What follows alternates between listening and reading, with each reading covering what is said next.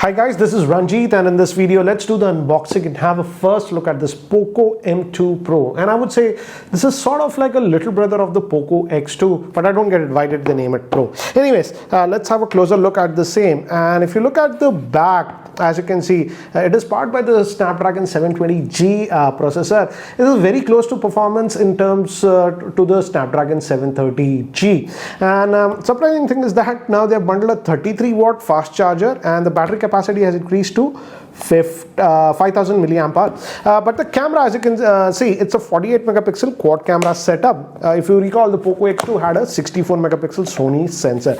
The display size is the same, 6.67 inch, but this one is 60 hertz. The Poco X2 had that 120 hertz. Still can't get it. Why do they call it Pro? But regarding storage, as you can see, this is the 6 gigabyte RAM variant that comes with 64 GB of storage. There will be also one more variant that will come with 4 gigabytes of RAM, 64 GB storage, and one more variant, 6 gigabytes of RAM and 128 gigabytes of storage. So let's quickly just open this up. And when I asked the Oppo team, I'm making this video before the launch, so I don't know the pricing. They said that it will start below 15,000. So I'm assuming the base variant might be somewhere around 14,000. Let's see.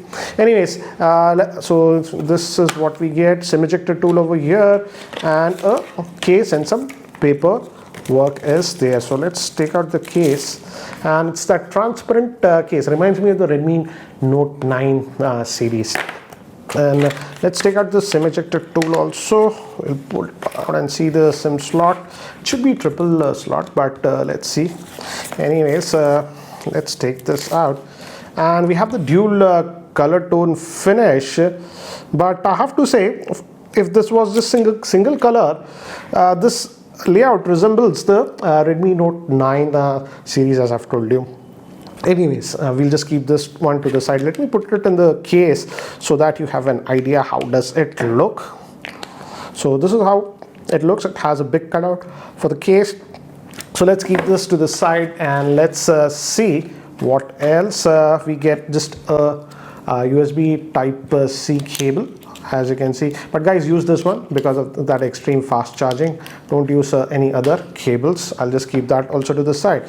And this is the new thing, that is that 33 watt fast charger. It's a USB type A port. So that's it in the box. So let me just keep this to the side. Let's just remove this case, and let's have a look at the device itself. Looks like a IR blaster is still provided, so that's actually nice. This looks like secondary noise cancellation microphone. This actually feels like metallic build, not plastic, so nice. And here we have the volume rocker, the power button, plus a fingerprint scanner like the Redmi Note and even the Poco X2, we saw the same thing. And bottom we have the vent for the speaker, USB type C port, 3.5mm headphone jack, and this is our SIM tray. Should be triple slot, but let's see, we never know. I hope it is a triple slot. Yes, a proper triple slot, so that's actually nice. And back we have the camera setup. Main is a 48 megapixel, then we have a 8 megapixel ultra wide, 5 megapixel is for macro, and 2 megapixel depth. Front facing is a single 16 megapixel. Let's try to boot this. And by the time it actually boots up and I set it up, here is a configuration overview. This Poco M2 Pro is having a 6.67 inch Full HD Plus IPS LCD screen. It's powered by the Snapdragon 720G processor. It comes in 4 or 6 gigabytes of RAM, and storage will be 64 or 128. It's UFS 2.1 storage. Moving to the camera, we have a quad camera setup. Main camera is a 48 megapixel, 8 megapixels ultra wide, 5 megapixel is macro, 2 megapixel is depth. Moving to the front facing camera, it's a 16 megapixel. And it comes with a 5000 milliamp hour battery with 33 watt fast charging. So guys, I have set up this device, and I have also taken some camera samples that I'll show you later on. But first, let's look at this one. And while I was just setting up the device, I noticed these, I took a screenshot. So you do get this option like in typical Redmi smartphones, user experience program, personalized ads, and all this thing. So again, make sure you disable it, otherwise you might see ads. It's hard to see that we are seeing these options even on the Poco, because I checked with Manmohan and he clearly said that this smartphone will not have ads. But why do you have those options if that is the case? Anyways, so here is the smartphone, and another thing that I noticed is that there is some amount of bloatware installed on it. I installed this AID64, but apart from, and the AirDroid, apart from that, everything is sort of stock. And as you can see, we have Amazon, Block, something, Bubble, Crazy J. So there is a little bit of bloatware that is sort of installed. So again, it's not completely, what do you say, without any bloatware. And over here we have the quick toggles over here, and if we go about here, and typical about the phone, as you can see, it says Poco M2, and storage is 64. I've taken some photographs, guys, so use some. So roughly you should get about 44 gigabytes of available space on the 64 gigabyte variant. So nice thing is it's UFS 2.1, so the storage is actually fast. But yeah, that's what we get.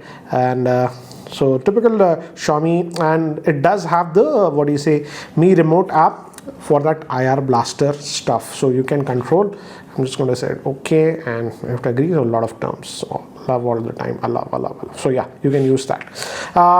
So here we have and now let's also look at the fingerprint scanner on this one. And as you can see, you don't have to actually press it, it's a power button, but if you just keep your finger also over there, it's unlocking, and I would say very fast. So no issues regarding the fingerprint scanner. One thing to note is that use it with a case. I don't know if the camera is able to pick it up, but this is sort of a fingerprint magnet, I would say, if you use it without the case. So just be aware of that. And also the camera actually juts out of this one. It's actually, if you keep it like this, it's actually resting on the camera. So if you notice, so I don't know, yeah, looks cool, but again, how practical it is, because it's resting on that camera. So again, be careful about that. And again, I like the fact that on the left, if you go, you have the Google Now pane over Google. So that's actually nice. I like that. Regarding the battery, it has that massive 5000 milliamp hour battery. So I feel the battery life will be really good, because the Snapdragon 720G processor is a very power efficient processor, and coupled with that 5000 milliamp hour battery, the battery life should be actually very good. In fact, I would say much better than the Poco X2 that had a 4500 milliamp hour battery. And it's strange to see that they have given a 33 watt charger in the box. Now let's also look at the camera on this one. The rear facing camera, as I told you, is that 48 megapixel, not the 64 megapixel Sony sensor that was used on the Poco X2. So let's see how it does. And front facing is now 16 megapixel on this one. And if I invoke again, as you can see, no change in the software. It's almost the same. This is regular, this is that wide angle lens, and this is the zoom, digital zoom, that is 2x that you can go. And apart from that, other modes are there. Your portrait, dedicated 48 megapixel, even night mode is there. And for macro, actually you have to go here and here invoke the macro, and then the macro mode, that 5 megapixel macro mode, as you can see, can be activated on this one. So you have to go here for that.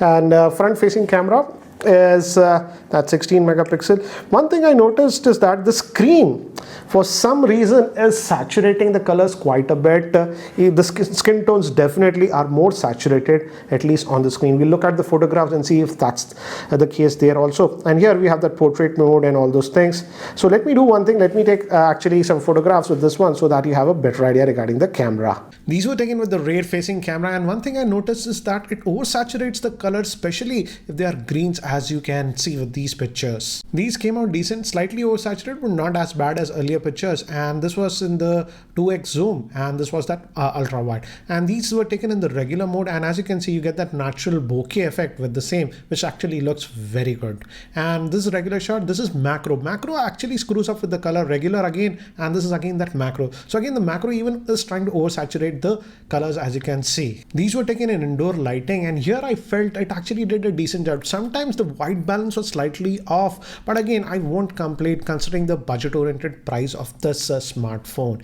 And now moving to human subjects, again, as you can see, this was actually done very well. And these are some of that shots taken in that ultra wide mode, and these are some regular shots. And now moving to bokeh, I felt here the results were simply not that good. Notice around my hair that background blur is simply not that good.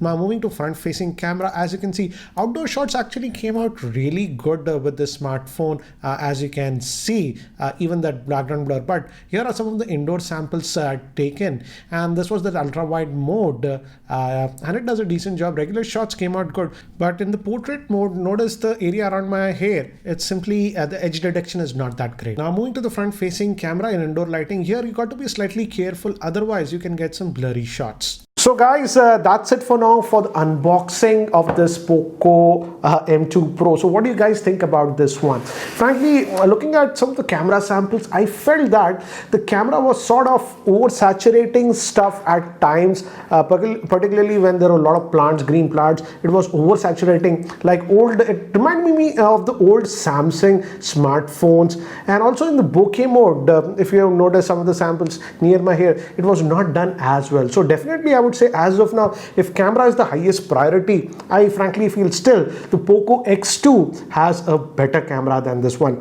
But again, this is much cheaper than that. So what do you guys think about this device? Do let me know in the comment section below. And guys, if you're still not subscribed to my YouTube channel, hit that subscribe button. This is Ranjit, and I hope to see you in my next video. Take care, guys.